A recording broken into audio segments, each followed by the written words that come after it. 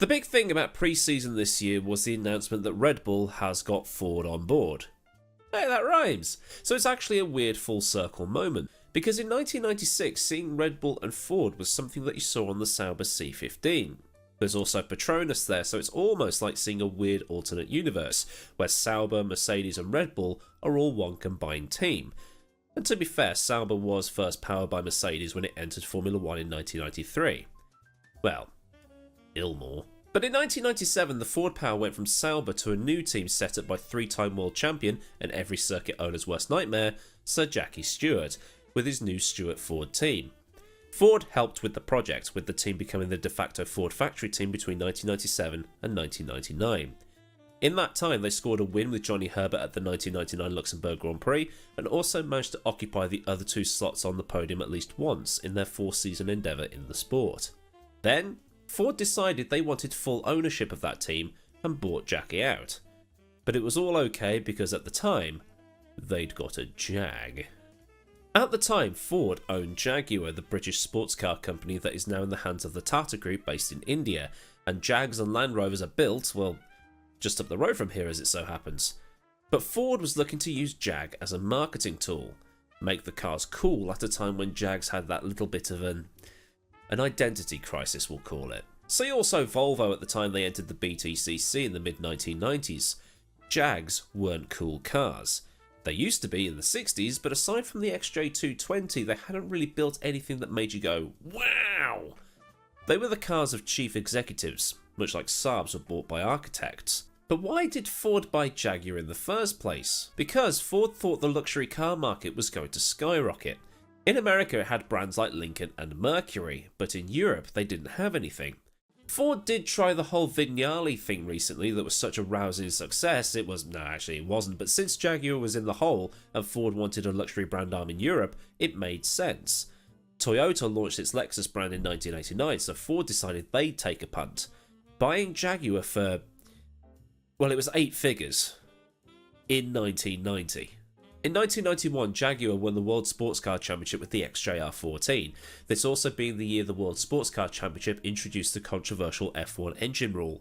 And since Ford had an F1 engine in Formula 1 already, they managed to make it last for the duration of the WSC's new sprint race format, where it destroyed the competition, and then Jaguar left, as Walkinshaw and some kid called Ross Brawn went to Benetton for the following year.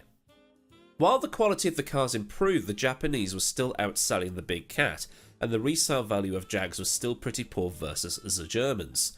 Cars like the XJS, then the S-Type came along, and were both amazing looking cars, and at the end of the decade, the X-Type came along, the cars to take Jag into the new millennium.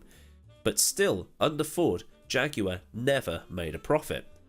So when you own a brand and need to promote it, where better to do it than Formula 1?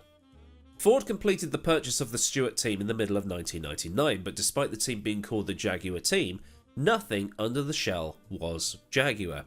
The engines were built by Cosworth and the cars were Jags in name only really, being built at Stewart's old factory in Milton Keynes, which is now the home of Red Bull. The car that debuted in the 2000 season immediately grabbed people's attention. Metallic British racing green with a massive leaping cat on the engine cover, and it really stuck out. But a good-looking car doesn't immediately translate to on-track success, because things were not completely rosy behind the scenes. When Ford went out to beat Ferrari at Le Mans in 1966, the attitude was, okay Mr. Shelby, how much do you need? Which drivers do you need? Oh, you need this much? Here it is, now f**k 'em up. When Ford entered the new millennium with its brand new Formula 1 team, it seemed to be a seat of pure bureaucracy. You had the ex-Stewart employees and some of Ford's motorsport brains at the factory who knew what they had to do to get the car to work, but the suits above them were saying, you do it our way and no other way. What also affected them is that despite the team being owned by Ford and the engine supplies being owned by Ford, the data from the engines never properly made it into the hands of the engineers at the team.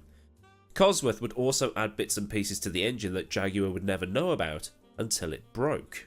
Gary Anderson was the technical director at that time. He was the guy who designed the Jordan cars of the 90s and left for Stewart in 1999. But Anderson was not allowed to be hands-on at Jaguar. His job was to manage, not get involved, not like he could or would have done at Jordan, because in his own words, that's not the Ford way. The 2000 season versus the 1999 season was night and day in terms of results. In the 1999 season, Stewart finished 4th behind Ferrari, McLaren and Jordan in the Constructors with 36 points. In 2000, they were 9th with 4, ahead of Minardi and Prost, the only 2 teams to not score. They finished behind Arrows, who basically didn't finish any races. In 2001, new management came in. Bobby Rahal became the team principal and Niki Lauda was also hired in the August of that year. But then things get a little bit different. There's conflicting reports here. Some say that Rahal was sacked because he tried to sell Eddie Irvine back to Jordan and also the botched Adrian Newey hiring thing. Other reports are saying it was squabbling between Lauda and Rahal that led to Rahal's resignation. So which is it? Now either way, management was in the mud, and Jaguar was in the mud competitively too, only finishing 8th in the Constructors. So back in Detroit, since Jaguar was in the hands of the head office and not Ford UK, they were beginning to question what the point was of them even being there, because results were absolutely pants and the car was painted in one of their subsidiaries and not covered in Ford logos. The team had scored just 1 podium in the time it had been in Formula 1, with Irvine finishing 3rd at Monaco in 2001 and would finish 3rd again at Monza in 2002. But Ford was starting to scale back the operation, reducing its funds for 2003. Lauda and about 70 members of the team were let go. Ford basically said to whoever it was taking over, "You've got 2 years to sort this out." In 2003, however, Jaguar had its best season. Mark Webber scoring most of the team's 18 points that season, but it was still only good for 7th. Ford had aspirations of being higher, and then in 2004 the team scored double digits again.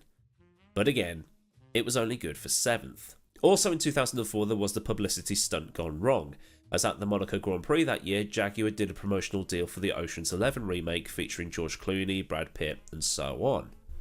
They fitted a diamond worth $250,000 to the noses of both of the cars. Christian Klein crashed at the hairpin on the first lap and 250 grand quite literally went down the drain. Assuming that's where it ended up because, well, it was never found. Ford turned down the funding even more, and then, in the November of that year, Red Bull purchased the team. So what went wrong? For something that was supposed to be a factory operation, Ford didn't really seem to want to put in the money since it was Jaguar on the cars and not Ford. There was also the frustration from engineers because Ford wouldn't allow the team management to be hands-on, just manage. The culture that had been there when the team was Stewart had been totally sucked out and replaced with a sterile corporate attitude that didn't help anyone, because risks weren't being taken. The other teams were taking risks and progressing while Jaguar just sat there. You'd be forgiven for thinking Minardi put in more effort.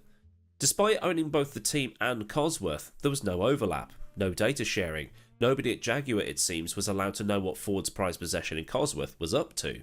And because nothing combined in the same way beans on toast does, the results on the track were not what Ford was expecting. A little bit like the McLaren-Honda getting back together thing in 2015.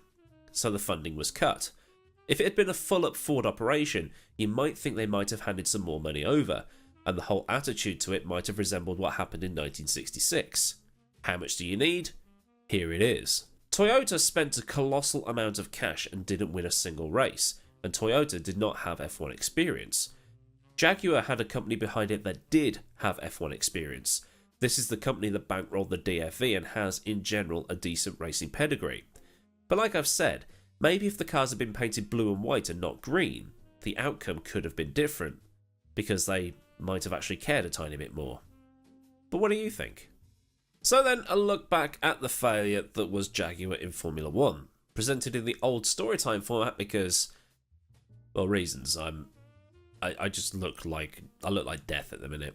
But if you did enjoy this video, then do like the video, and for more like this, hit subscribe with the bell on so you never miss out on anything I do around here. Massive thanks as ever to the kind folk at Patreon, and if you want to help out with the image buying and that sort of thing, you can help out by clicking the link in the description, where there's also links to Discord and to my socials. Or there's super thanks down there too if you just want to top up my coffee cup. So until next time, I've been Millward, have a great day wherever you are, and I'll see you all again soon for another video. Goodbye.